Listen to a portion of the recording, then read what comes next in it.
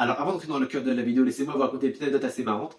Ma première relation, si je peux appeler ça une relation, et ma première rupture, c'était en CM1, j'avais 7-8 ans, et je me rappelle encore de la façon dont je lui ai demandé de sortir avec moi. J'étais venu chez elle avec une lettre d'amour, où à la fin j'ai écrit veux-tu sortir avec moi, coche oui ou coche non. Et pour mon plus grand bonheur, elle avait coché oui. Bon, la relation elle a duré 2 jours, et après elle m'a quitté pour un autre gars. Bon, on avait 7-8 ans, donc on était naïfs, on était innocents. Mais voilà, c'était techniquement ma première rupture. Voilà, si on peut appeler ça une rupture, parce qu'en vrai à l'époque je m'en foutais un peu. Après, la priorité c'était de jouer aux cartes Yu-Gi-Oh! Et de capturer Mewtwo dans Pokémon Rouge-Feu. Voilà, c'était mon anecdote assez marrante. Et après ça, j'ai pas vraiment eu beaucoup de relations dans ma vie. J'ai eu quelques relations à distance, notamment dans un jeu qui s'appelle Dofus. Alors pour ceux qui ne savent pas, Dofus c'est un MMORPG en ligne. J'avais rencontré une fille dessus. Et elle m'avait donné son Facebook et on communiquait par MSN. MSN, pour ceux qui ne savent pas, c'est une application pour faire des appels vidéo, tout simplement. Et on s'était même rencontrés dans la vraie vie. Alors j'étais dans la période du collège, donc j'avais entre 11, 12 ans, 13 ans, truc de genre. C'était vers la 6ème, 5ème. Alors bon, on s'était rencontrés une fois, ça n'avait pas trop marché, on s'est plus jamais parlé après. Et après cette relation-là, j'ai pas eu de relation jusqu'à quasiment mes 20, 21 ans. J'ai eu aussi d'autres relations à distance après ça, mais j'ai pas compté ça comme une relation sérieuse. Même si notre rupture m'a fait énormément de mal. Mais quand t'as pas vu la personne dans la vraie vie, pour moi je peux pas compter ça comme une relation personnellement. Après bon, chacun est différent. Et après à mes 21 ans, j'ai eu ma vraie première relation. Bon, ça a duré quelques semaines. Donc voilà, est-ce que je peux appeler ça une relation sérieuse? Pas vraiment, mais c'était ma vraie première relation. Depuis que je suis venu sur Paris, j'ai commencé à beaucoup plus prendre soin de moi, j'ai commencé à essayer de vaincre mon anxiété, à essayer de plus socialiser. J'ai rencontré 3 filles exactement. Alors j'ai aussi rencontré d'autres filles, mais il s'est pas passé grand chose. Voilà, c'est des relations court terme, si je peux dire ça. Voilà, j'ai eu vraiment 3 relations sérieuses. Donc voilà, c'est un peu un résumé global de quasiment toutes mes relations. Alors j'ai pas tout parlé, j'ai aussi rencontré pas mal de filles, mais c'est des relations qui ont duré quelques semaines, donc j'ai pas à les compter dessus. Alors une chose que je tiens à préciser avant qu'on rentre dans le vif du sujet, que je trouve qui est important pour moi, c'est pas parce que ta relation n'a pas duré énormément de temps que la rupture ne peut pas faire mal en fait. Parce que j'ai eu des gens qui m'ont dit que parce que j'ai une relation qui a duré que quelques mois, j'ai aucune raison d'avoir mal en fait. Alors que ces gens-là, ils ont une relation qui a duré plusieurs années et qui, selon eux, cela justifie plus la douleur qu'ils ont eue en fait. La douleur due à la rupture. Moi, je trouve que ce qui fait le plus souffrir après une rupture, après une relation, c'est tout l'investissement émotionnel que tu as, apporté à la relation, tout simplement. En fait. Certes, le temps il est important, l'énergie, l'argent peut-être aussi, mais je trouve plus que c'est l'investissement émotionnel qui a joué. Donc voilà, c'est une précision importante que j'avais à faire sur ça. Vous n'avez pas besoin de vous justifier ce que vous ressentez après une rupture. En fait. Si vous avez une relation de 3 mois et la rupture vous a fait autant mal qu'une relation qui a duré 1 an, vous n'avez pas besoin de vous justifier en fait. Voilà, chacun est différent, chacun vit les choses différemment. Voilà, vous pouvez très bien être investi extrêmement émotionnellement dans une relation qui a duré peut-être que quelques mois et être peu investi dans une relation qui a duré quelques années en fait. Généralement, il y a pas mal de relations où tu as une personne qui est beaucoup plus investie que l'autre. En fait. Voilà, ça m'est déjà arrivé pas mal de fois. Et du coup, prenez ça aussi en compte. Prenez aussi l'investissement émotionnel que vous donnez à une personne. Pas juste le temps investi, l'argent ou ce genre de trucs. Parce que ça m'est déjà arrivé de passer énormément de temps avec une fille, mais je m'ennuyais avec cette personne. Là, j'avais beau passer du temps avec elle physiquement, mentalement, j'étais pas avec elle. J'étais en train de penser à autre chose en fait. Voilà. Donc, est-ce que ça compte? Bah non, pour moi, non. Si t'es avec une personne, mais t'es pas émotionnellement, t'es pas avec elle à ce moment présent, t'es pas dans le moment présent avec elle, ça compte même pas pour moi. Personnellement, voilà, c'est juste une petite parenthèse. Donc du coup, dans cette vidéo, j'ai parlé de comment se remettre beaucoup plus facilement, plus rapidement après une rupture. Surtout parler de rupture amoureuse dans cette vidéo, mais ça peut aussi fonctionner avec les ruptures amicales ou même les ruptures familiales aussi. Peut-être t'as envie de te séparer d'un membre de ta famille que tu trouves toxique, qui ruine ta vie, qui ruine ta santé, ou plein d'autres choses en fait. Le premier conseil que j'ai donné dans cette vidéo, c'est conclure définitivement la relation et dire tout ce qu'on avait à dire en fait. Tout ce qu'on avait à dire sur le cœur, dites-le. Je vais donner un exemple pour que vous puissiez comprendre avec une de mes premières copines que j'ai rencontrées sur Paris. Dès qu'on s'était quitté, on s'était quitté un peu sur la colère, voilà, on avait de la haine l'un envers l'autre. Il y avait tellement de choses que j'avais envie de lui dire, mais que j'ai pas pu lui dire. Alors il y a plein mal de raisons dont je vais parler juste après. Le problème avec ça, c'est que vu que j'avais énormément de choses à lui dire, mais que j'ai pas pu lui dire, ou que j'avais pas envie de lui dire pour énormément de raisons, bah en fait j'avais toujours ça en tête en fait. Comment veux-tu que j'oublie une personne si tous les jours je pense à ce que j'ai envie de lui dire en fait? Bah ça va être compliqué. Et ça m'a quasiment duré presque 1 an. Voilà, à penser à tout ce que j'avais envie de lui dire, tout ce que j'avais pas pu lui dire. Le problème avec ça, c'est que vu que j'avais pas mal de choses que je voulais lui dire et que j'ai pas pu lui dire, bah j'y pensais encore régulièrement en fait. En fait, je me faisais des scénarios dans ma tête où littéralement je lui disais ce que j'avais à dire, mais je sais pas lui dire dans la vraie vie en fait. Comment veux-tu oublier une personne si tu penses quasiment tous les jours à ce que tu as envie de lui dire en fait? Bah tu peux pas, tout simplement. Ou alors ça m'est très dur en fait. Et moi ça a pris énormément de temps pour que je passe à autre chose parce que j'avais tellement de choses à lui dire, tellement de choses sur le cœur que j'avais envie de lui dire. C'est quelque chose que je regrette, voilà, c'est un regret que j'ai. Il y a pas mal de raisons pour lesquelles j'ai pas pu tout lui dire, tout ce que j'avais envie de dire. La première raison c'est l'ego, tout simplement. Voilà, j'ai pas besoin de détailler, c'était mon ego. La deuxième raison c'est que je pensais que j'avais encore une chance avec elle et que si je lui disais ce que je pensais, ça allait ruiner mes chances définitivement. Alors qu'en vrai, techniquement, j'avais pas envie de me remettre avec elle en fait. C'est juste que vu que c'était ma vraie première relation sérieuse et que j'avais pas envie de me retrouver seul, ben voilà, j'étais un peu désespéré si je peux dire ça. Donc voilà, c'est un peu les raisons pour lesquelles j'avais pas envie de le dire. Et ce principe-là, il vaut pour énormément de choses dans la vie en fait. Ça m'est arrivé pas mal de fois où j'ai mis une fille, il y avait une fille qui plaisait et j'ai jamais pu lui dire en fait.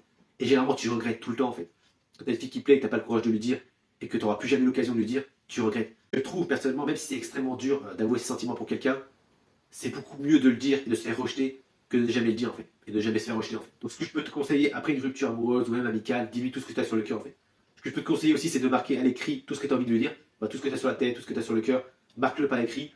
Et tu peux soit lui envoyer un message, Alors, tout simplement, tu lui envoies un message, ou soit tu lui parles en face à face. Alors, je sais pas si toutes les personnes vont accepter ça, mais voilà, je trouve que c'est beaucoup mieux de dire tout ce que tu as sur la tête, tout ce que tu as sur le cœur, et au moins, tu en as fini avec ça une bonne fois pour toutes, en fait. Tu seras pas en train de penser pendant des mois et des mois à tout ce que tu aurais pu lui dire. Et si tu n'as pas la chance de lui en parler directement face à face ou par message, je peux te recommander d'en parler avec un de tes amis, avec tes meilleurs amis, ou avec un proche ou avec quelqu'un avec qui tu as confiance. Et c'est ce que j'ai fait, la première relation que j'ai eue, j'ai pas pu en parler en face à face ni par message, donc j'en ai parlé avec un de mes meilleurs amis.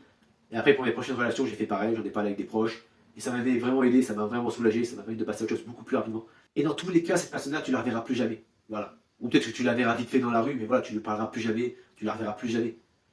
Donc tu t'en fous de sa réaction, tu t'en fous de ce qu'elle peut penser, et tu t'en fous en fait. Alors le deuxième conseil de la vidéo, c'est un conseil évident, donc je ne vais pas passer 3 heures dessus, c'est supprime toutes les choses, absolument toutes les choses qui te font penser à elle. Et oui, absolument tout en fait. Avec ma première copine, après notre rupture, l'erreur que j'ai fait, c'est de garder nos conversations, garder nos photos, garder toutes les choses qu'elle m'avait offert en fait. Ça a pris énormément de temps avant que je supprime toutes les photos, que je supprime toutes les conversations, que je jette à la poubelle tout ce qu'elle m'avait offert. En fait. Ça a pris énormément de temps.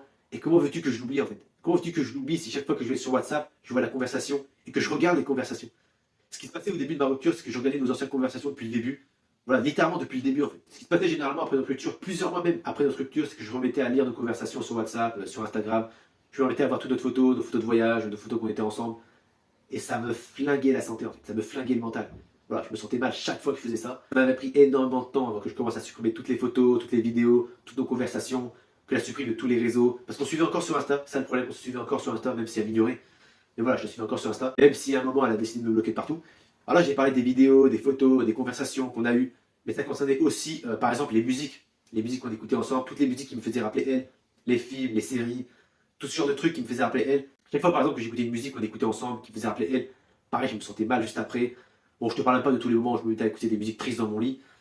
Bon, ça, je sais pas en parler, hein, mais bon, voilà. Et bien sûr, à un moment, plusieurs mois après notre rupture, j'en ai eu marre, donc j'ai décidé de supprimer tout ce qui pouvait me la faire rappeler, absolument tout.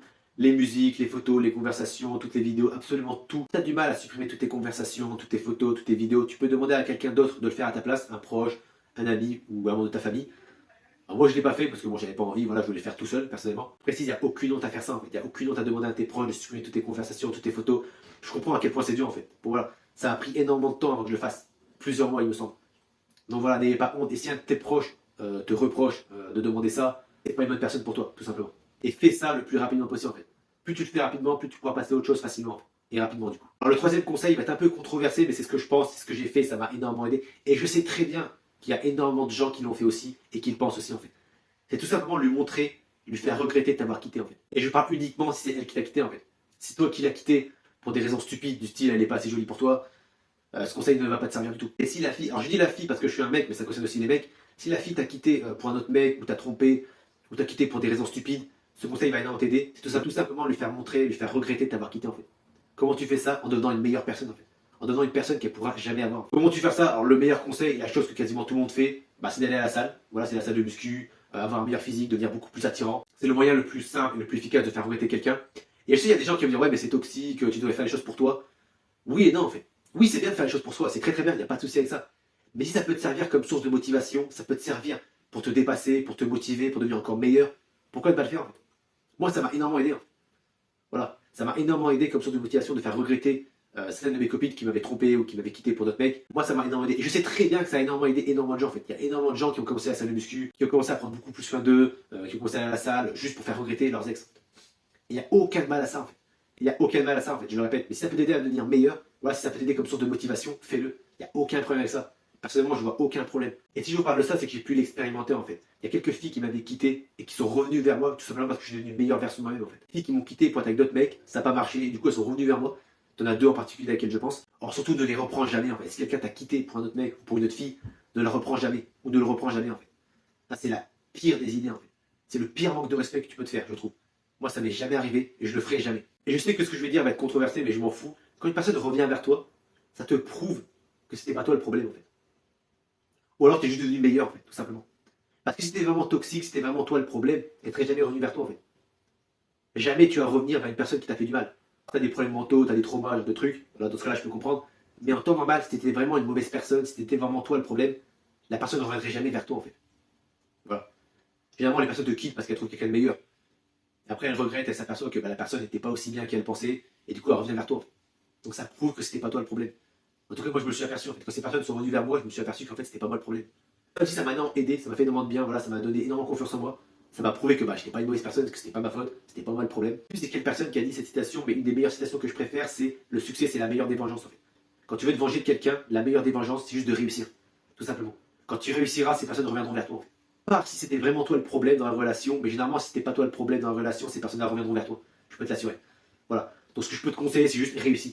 Réussis financièrement, réussis physiquement, réussis mentalement, réussis socialement, voilà. Fais des rencontres, socialise, améliore-toi physiquement, améliore-toi financièrement, améliore ta personnalité, voilà, tout ce que tu peux améliorer, fais-le. Et je peux t'assurer, cette personne reviendra vers toi. Bien sûr, c'est mieux de le faire pour soi, en fait. Tout ce que je viens de dire dans cette vidéo, c'est mieux de le faire pour soi, en fait. Mais si tu peux te servir de ça comme source de motivation pour t'aider physiquement, financièrement, mentalement, psychologiquement, tout ce que tu veux, bah fais-le, en fait. Voilà, si ça peut t'aider à t'améliorer, fais-le. Il n'y a aucun mal avec ça, en fait. Encore une fois. Après, c'est mieux de le faire pour soi, évidemment. Là, je dis pas le contraire. Alors voilà, ça m'a fait cette vidéo. J'espère qu'elle vous a plu, qu'elle a pu vous donner quelques conseils. Si vous avez des questions, n'hésitez pas à me le dire en commentaire, j'y répondrai. N'hésitez pas à liker, à vous abonner, ça me fera énormément plaisir. Et sur ce, à la prochaine, travaillez dur et vous réussirez. A plus.